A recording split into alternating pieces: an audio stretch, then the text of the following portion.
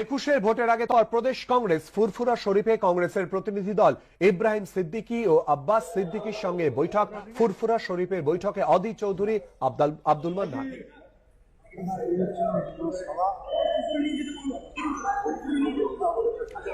একুশের ভোটের আগে তৎপর প্রদেশ কংগ্রেস ফুরফুরা শরীফে কংগ্রেসের প্রতিনিধি দল ইব্রাহিম সিদ্দিকী ও আব্বাস সিদ্দিকীর সঙ্গে বৈঠক। ফুরফুরা শরীফে বৈঠকে অদি চৌধুরী, আব্দুল মান্নান।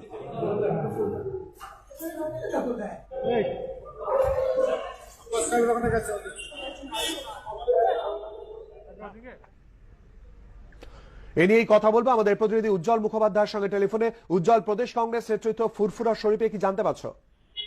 দেখো, সেটা হচ্ছে যে অধীর চৌধুরী এবং আব্দুল মান্নান তারা আজকে ফুরফুরা শরীফে যান এবং এখনো তারা সেখানেই আছেন। তারা একাধিক ওখানকার যারা বিভিন্ন ধর্মগুরু রয়েছেন তাদের সঙ্গে কথা বলেন এবং মূলত নির্বাচনের আগে তাদের এই ফুরফুরা শরীফে যাওয়া, এটা নিয়ে কিন্তু ইতিমধ্যেই রাজনৈতিক মহলে চর্চা শুরু হয়েছে। কারণ বিশেষ করে মিম তারা কতখানি ভোট কাটতে পারে, সেই ভোট কাটলে সেটা কাদের কাছ থেকে যাবে এবং সংখ্যালঘু ভোট সেটা কংগ্রেস এবং বামেদের জোটে কতখানি আসবে, অনেকগুলো হিসেব নিকেশ কিন্তু ইতিমধ্যেই শুরু হয়ে গেছে।